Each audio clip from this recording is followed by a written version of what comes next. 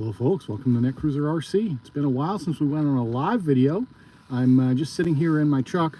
I just got out of the hobby shop. Now there's no one watching right now, but also we'll give it a couple of minutes and let some people join in, and then we'll talk about what I bought from the hobby shop today. There's some sales going on at online retailers and online and in-store retailers all across Canada and US this weekend. So in Canada, this is the Family Day long weekend in Canada, and in the US, I think it's President's Day on Monday or Tuesday. Anyway, in Canada on Monday is Family Day, so it's a holiday off. But anyway, I just went out shopping this weekend, and yeah, I did a little bit of an impulse purchase. Hello from Sweden. Hi. Hello, Linus. Welcome. I just wanted to go to kind of just talk about some stuff and show you some things that I bought today. So I went to my local hobby shop today, Great Hobbies. Great Hobbies is doing their 40th year anniversary, and they currently have 10% off everything in store. If you go in store, if you order online, you get 10% off the things that are allowed to be discounted online. Anyway, it's not a huge discount, but it helps. And so I went in there today, and well, a bit of an impulse purchase. First thing I'm going to show you is some of the things that I bought that I planned on getting, and then the second thing I'm going to show you is the impulse buy. Now for my racing, I'm sponsored by a hobby shop, 110 Hobbies, and they're great. They've been so great to me. I've been very happy with the things 110 Hobbies gets for me and helps me out with. The thing with 110 Hobbies though is they are not Horizon Hobby contracted, I guess, or distributed. So from 110 you can get everything that's not Horizon Hobby, and from my other hobby shops that are closer to me in my area, I can get Horizon Hobby stuff. So first thing I want to talk to you about is a maintenance part that I purchased, and this is for part of my on-road racing. I race TTGT, and I have a couple of TT02 kits and something that it's kind of a random thing, but the last TT02 kit that I purchased was missing a part, and instead of going through the warranty process, I ended up just replacing it out of a spare kit that I had. So anyway, I bought the part that I needed to replace the part that was missing, just because it's such a small little thing. I didn't bother going through warranty. So this is the TT02 gear set. It's part SP1531. This is all of the diff gears as well as a spur gear. So that's good because I'm constantly racing TTGT, and you only get one spur and you have to run the gearing for that kit. So this has all of them. This has enough to do both diffs, front and rear, as well as it has the center spur gear. So this is all the gears you need for a TT02. So yeah, this will allow me to replace the piece that was missing. It ended up being one of the spider gears for inside the diff was missing out of one of my TT02 kits. And instead of being the gear for inside the diff, they gave me one of the like outside pinions, 2 of those. So someone messed up in Japan putting the parts in the box. Whatever, it happens. Like I said, I didn't warranty it. I'm just now dealing with it now. That was a spare kit that I had anyway. Am I going to race 4x4 short course this year? I think so, but not a whole lot, because they don't race it very close to me. If I have to travel to race short course truck, so that would be if I go to Crestwood RC Raceway, I'll race short course truck, and if I go to Otterville, I'll race short course truck. I really like that class. I'm kind of getting back into it a bit. I'm looking at kind of updating my short course a little bit. The truck that I ended up getting last winter, and I've had for 1 full year now, I ordered that off Facebook Marketplace as a just kind of a whim. I wanted a Techno SCT 410.3. It was listed as a 410.3. I bought it. I got it shipped in from Toronto to me here in Ottawa area. Ends up being that it's not a 0.3. It was an original truck. So it's fine. It runs fine, but it is the oldest Techno short course truck that was made. It's from like 2015. And I've been competitively racing it sometimes, and it still competes. But since I bought that truck, Techno came up with 2 new short course trucks. They came out with the SCT 410 SL, the super light, and then they came out with the SCT 410 2.0, which I think I would like to get. So all that to say, I am going to be listing my Techno SCT 410 for sale very soon, and then I'm going to buy and build out the new kit. So if for some reason I don't do that, then I'll still race my old kit when I get to a race later this year that does short course. But I'm hoping that I'll buy the new kit. But I did something today that is kind of hurting my funds a little bit. It was kind of whatever. You'll tell me if it was stupid or smart, but we'll see. It was an impulse buy today. Anyway, so far I've only showed you one thing I've got, the Tamiya parts. Did you get the -2 parts for the e-buggy and the lighter towers? I did not. So thank you for all the communications. This is great. So in the e-buggy, I raced e-buggy Techno EB48 2.1 box stock. I kept everything stock on it. I kept the heavy duty shock towers, and I kept the what are now considered the high gear set or high gearboxes. So since I bought that kit, some of the option parts have come out where you can get the super light towers and the -2 gearboxes. That's what that comment was that just popped up. So I did not buy those parts. I haven't felt a need for them. I'm very extremely happy with how the EB48 2.1 handles just out of the box on the box kit setup. I stayed on that setup all year season long, and I'm gonna actually continue to race it into this season for that. As well as, since we're talking about e-buggy, I might as well say the plan for me to run e-buggy, I'm thinking about going to Silver State in Vegas. It'll be my first time ever flying to a race. My very first time ever in Vegas. That's at the very start of May. So it's the first week of May. I very well may be going to Las Vegas to race at Silver State, the Dirt Championship. And I will take my e-buggy there. And I plan on keeping it on that box kit stock setup until I get there and I decide, well, if it needs a tweaking and changing of setup, I will deal with it. But I've been very happy everywhere I've taken that e-buggy so far. It's been excellent on box stock kit setup. Okay, back to some of the parts I got from the hobby shop. I have a Traxxas X-Max, and the last video on my channel is taking the X-Max to Raglan Pits, and I bashed the crap out of the truck. And at the end of the run, I just answered that question. Any big off-road races this year? I just mentioned it. The X-Max is grinding again, so I'm a little bit lazy when it comes to servicing my bashers, and I've been meaning to tear it apart and find out what's broken on it. I just took a guess and I ordered some parts. I bought some parts today that I think will fix it, because on my X-Max I've already put in the heavy-duty front pinion and ring, and so I got this for the rear, the heavy-duty ring and pinion for the rear. So this is 7792. This is the heavier-duty metal ring gear for the rear differential. This also works for the front differential. It's the same part, but for the pinion that goes on these go like this, right? This spline end goes into the center drive shaft, and then this end rides on the ring.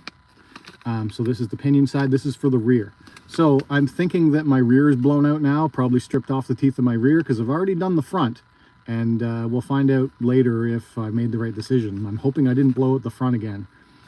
This will be my last time buying these stock Traxxas parts. If I blow through these again, or if this is not what it was and I've already ruined the front heavy-duty gears, I will be going to the mod 1.5 setup by a third party. There's a great YouTube channel called Do RC, and he explains that gearing upgrade, which I don't remember the actual brand of those gears, but they are even more heavy duty than Traxxas's most heavy duty option, which is this. So yeah, these are the heavy duty Traxxas gear parts, but if you are blowing through these, there's some even beefier third-party options. As well as if you buy one of the new crazy overpriced X-Max Ultimates or XRT Ultimates, this is the gears that you get in them, the heavy duty gear set. And that's it for the little parts that I got, because the other parts I ended up not being able to find them, you know, phantom stock, whatever. It was like a servo saver and some other stuff, little things I wanted that ended up not being there. But the impulse buy, this will be covered up here. It's a full RC. It's not a race RC, it's a bashing RC, and it's I haven't bought a basher in quite a few years actually. I haven't been doing it that much, but then I saw this and I looked at it in store and it really, really impressed me. So what is it? Any guesses? Last few minutes, seconds before I show it. What do we think it is? Oh, can't see. There it is. It's the Arrma Mojave 4S. It's a big box. Let me see if I can actually get it out here and show you. So, it's a big short course truck. Arrma Mojave 4S 4x4 BLX. It's, I went for this because it is not race spec, right? This is too big for a race car. So I feel a little bit guilty about trying to buy a Traxxas Slash or a Senton again, because I really should be all in on techno. If it's that size and in that type of a category where you could race it, it really should be a techno. So I've already explained that. I do plan on getting the new techno SCT 410 2.0, but this is going to be my basher truck, and I'm going to end up selling off some of my other bashers that I don't use that much. I got a fire team a couple of years ago, and it didn't really do it for me. For some reason, I didn't like how that truck handled or jumped. So I think I'm going to sell my fire team, and this is what I'm replacing it with. So this is an amazing rig. It's really, really good. It's the other thing is, a couple of years ago, I had a Traxxas UDR, and then I had a bit of a veterinarian emergency to save our cat a couple of years ago. It was extremely expensive, like 5-figure expensive. I sold a bunch of RCs a couple of years ago to fund that vet bills. I let the UDR go during that time. Our cat is still alive, by the way.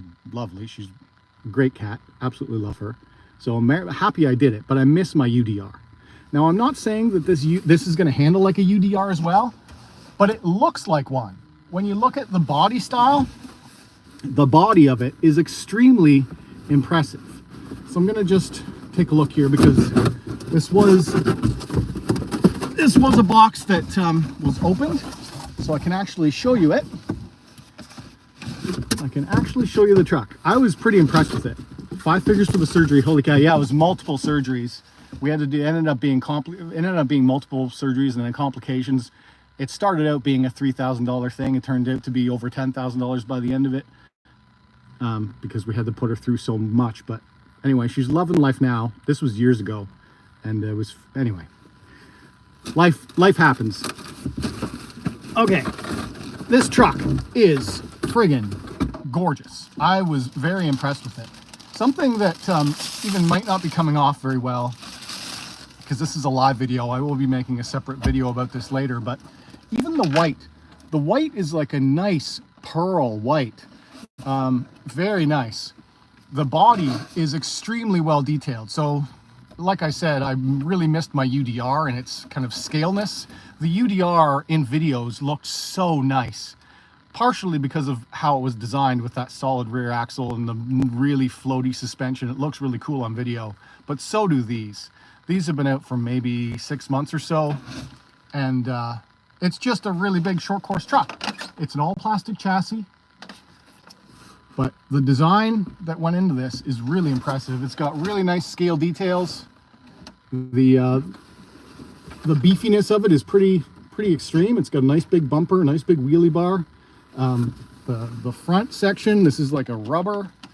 This is all like 3D Arrma tough. It's really, really cool. And then the body protectors and stuff on the inside. I'll show you what the inside looks like. It does use traditional body clips. That's a little bit of a downside, but they're well protected. It has like a full cage and an interior stuff, very much like the UDR, right? This is essentially replacing what my UDR was. It's going to handle different. This is more of a basher than a scale machine, but I will be able to put it through its paces and, you know, thrash on it without too much guilt, because it is so well protected. Look at how much, bring it to the frozen lake. Hey, buddy. Yeah, I should. So this in here, this is all kind of a cage design, so it all keys into the chassis, so it's very well protected. I will be doing my Gorilla Tape clear to fix some of the flex, because these bodies will crack on you. So I am going to tape it up a little bit more because this back section can crack out as well as the front, but overall the body is very well protected. And here we go. So it is an elongated, it's really long. You know, it's a 4S machine, 3S, 4S capable. It's all plastic, but it's got big, heavy-duty gear set in it. This is the first 4S machine that came with a center differential. So in here, the reason why it's so much thicker is because there's a big metal gear fluid filled differential in there, as well as they have fluid filled differentials front and rear. This is a 120 amp ESC. This motor is a 2400 kV with a heat sink and a fan, and it is a plastic drive shaft going through the center, but it's bearing carried and everything's really beefy. So the drive shafts as well are plastic telescoping, but they're huge. You really cannot break these. I've never seen one break. Never seen an ARMA axle break. But if you, to put it out there, if you're a Traxxas fanboy and you want something like this in the Traxxas version, they came out with the Raptor R, which is this same type of a wheelbase where it's a super long slash essentially, and it's a very similar type of design where it's an extra large short course truck. So if you wanted it in the Traxxas version, it's around $100 more for the Traxxas version, but in the Traxxas version you're getting stability control. In this one you get no gyro. So I don't think that's going to be a problem because it's a long wheelbase, but if I do decide that I want to add gyro assistance, I'll just upgrade my radio system to one that has a gyro in it.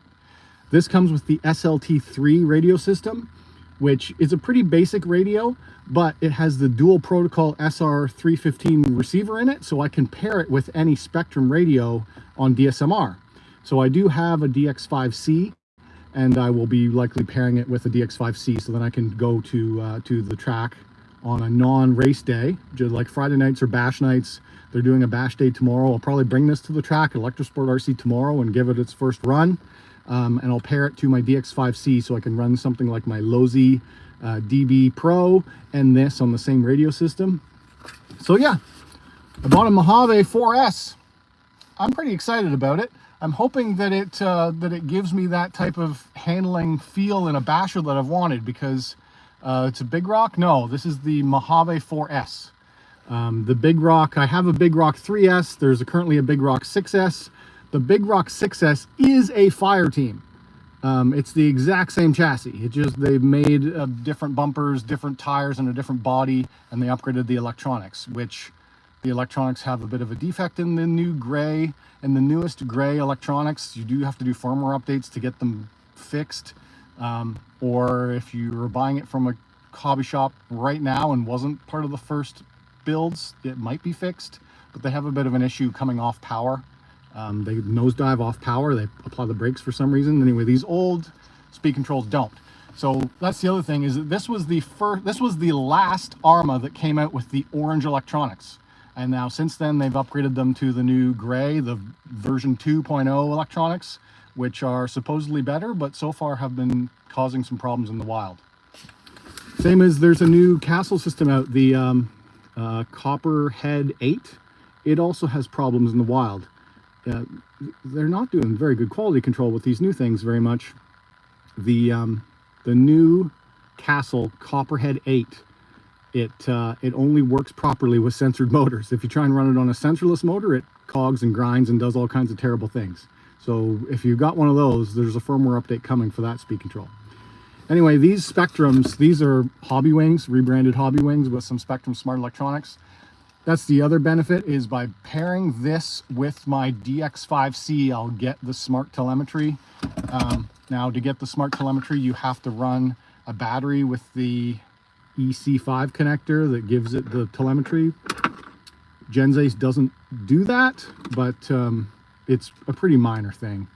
It just gives you a light on your radio if it has did your pickup truck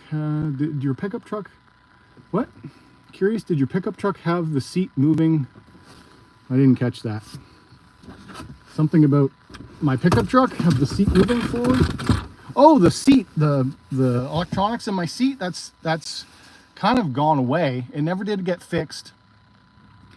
it went away after I put running boards on the truck. So it's definitely part of how you get in and out of the truck. Now we're talking about my real truck that we're sitting in, which is a 2022 Nissan Frontier Pro 4X.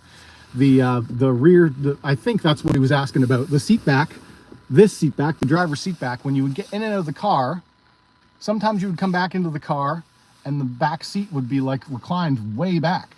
Since I put running boards on, where these are like rock sliders, I guess how I get in and out of the truck is a little bit different now, where you're not putting as much weight on the side bolster of the chair, and so it doesn't depress or that button anymore, and it doesn't, you know, get stuck and then recline your seat. It's not something that I don't even know how that was happening. It's something that's happened to many people, but it's a minor thing, and I haven't noticed it much at all lately. So I think putting the running boards on fixed it. Yeah. Some people asked if I was going into any big races later this year. I did mention that, but he might have missed it. So I am going to be trying to get to the Vegas race. Will be my next huge race. It'll probably be the biggest race I've ever been to, and maybe the biggest one I will ever be to, is the Silver State Championship in Las Vegas. It's first week of May, so I do plan on flying to Vegas with an RC. I've never done that before. I don't know how to deal with that either. I have to look that up. How do you fly with 4S lipos? How do you fly with a very expensive RC? I guess I'm going to be doing most of that carry-on, and then I guess I'll like have a check bag with some of my tires and tools and clothes. This is all new to me. I'm getting pretty good with the racing, where I feel like I could go to a race like that and not absolutely get obliterated, but I'm also, you know, very naive at traveling with RCs, and I've never done anything like this before, so it'll be all new to me. Does the name Immaculate High School mean anything to you? It does not. It does not. I didn't grow up around Ottawa area. I grew up in the Kawartha Lakes area, so my high school was IE Weldon in Lindsay, Ontario. So yeah, I bought a new Arma. The Arma I almost said Fireteam. The Arma Mojave 4S BLX. I'm pretty excited to go for a rip with it, so I'll run it at the track tomorrow, and we'll see how it goes. So I'll probably be making a quick little unboxing video later tonight, and then I'll record some videos at the track with it, and then it'll probably be a couple weeks, and you'll see a video come out about the Mojave. But I've got some other stuff to come out in the meantime. Copy that. New John Kennedy there. Oh yeah, it wasn't me. As much as people make fun of this name, there's quite a few John Kennedys around.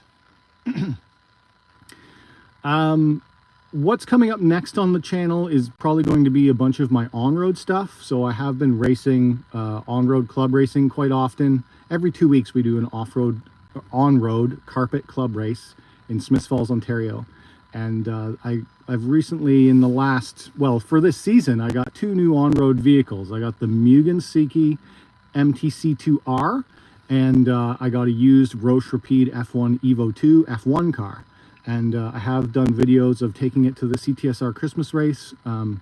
Unfortunately, my Mugen broke before I could run there, because the Mugen, the new R version of the Mugen, has a lightened front axle that are hollow stubbed, and I broke it, and I had no parts, and no one had the parts there to fix it, so I couldn't run the new Mugen at the CTSR race. So unfortunately, I've still never ran the Mugen on black carpet yet, other than a couple of practice laps. I haven't actually raced it on black carpet yet. So, but I've been running it on the gray carpet, and I'm absolutely loving it. Although I'm not using the active shock tower feature, I ended up locking it because I was faster and more consistent with it on lock towers. And then I've just been kind of tweaking with a little bit of like ride height setup and tire. So I went to a softer tire, a Hootie 28, and my lap times increased by like a full second a lap. Those videos are yet to come. I have videos that go back to like December of on-road races that I need to get out, because just in the past week, I ended up catching up on all of the CTSR off-road videos. So if you look on my channel, there are 7 videos now from the CTSR off-road race, and I had a great time there. It was excellent. So I showed there was a 53-minute race vlog of going to that event, and then I have some recorded races of some A-mains, and then my races were recorded as well. So all those videos are done. They're all on my channel. If you haven't seen them, check them out if you're interested. If you're looking for on-road stuff, there's more on-road stuff coming. It's recorded. I just need to edit it and make it. And then as for the actual car stuff, I've kind of been pushing car stuff onto my other channel, but I've really neglected it. So I do have a couple of car shows that I went to last summer, as well as some off-roading with this truck that's all been recorded, and I've just never made it. So I really need to get motivated to get some of those edited.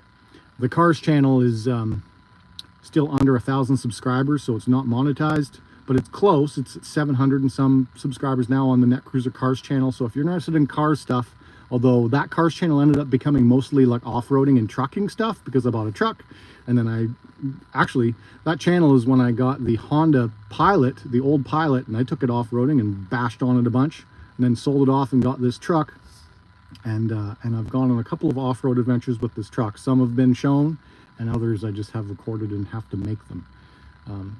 Yeah, it's been good. The vehicle's been good. As for my Golf R, I've been trying to decide what I want to do with it. I still own it. I have a lot of actually positive equity in that car, and I'm thinking about selling it off, but then I know I'll regret it when it's gone. Anyway, this is very much kind of first world problems here. I'm too many cars, don't know what to do.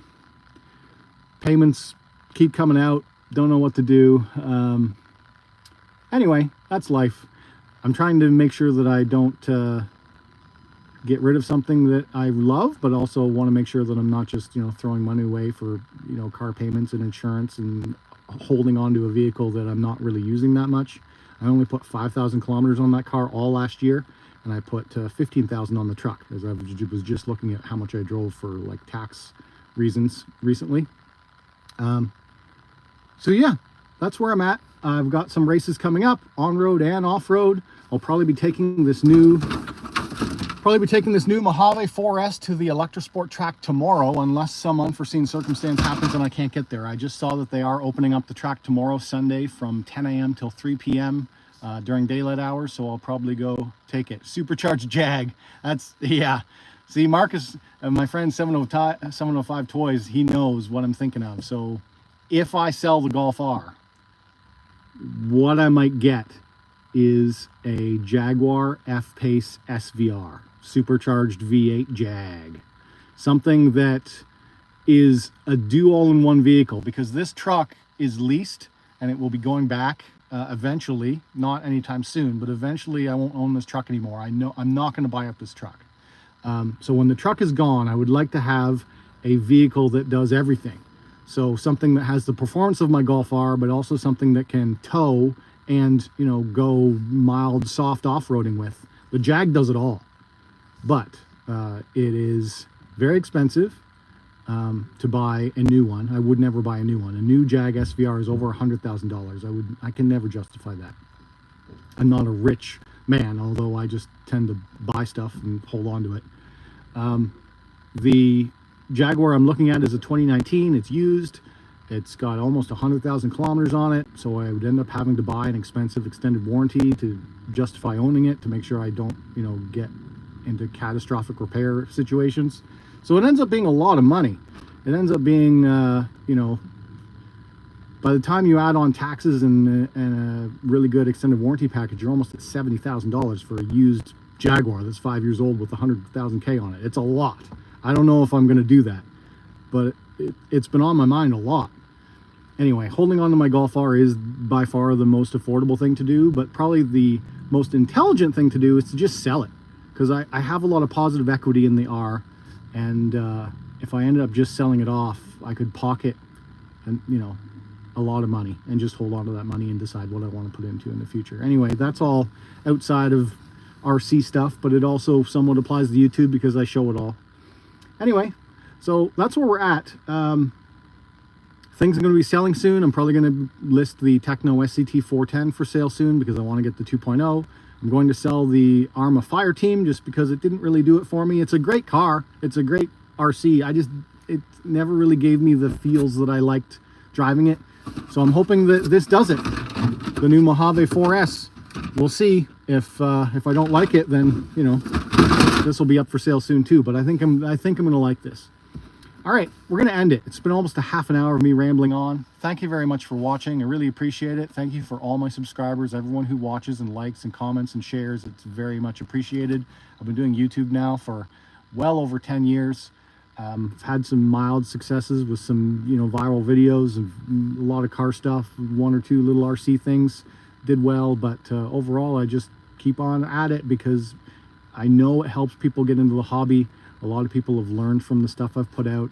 A lot of people, it kind of lowers that intimidation factor to go out and racing.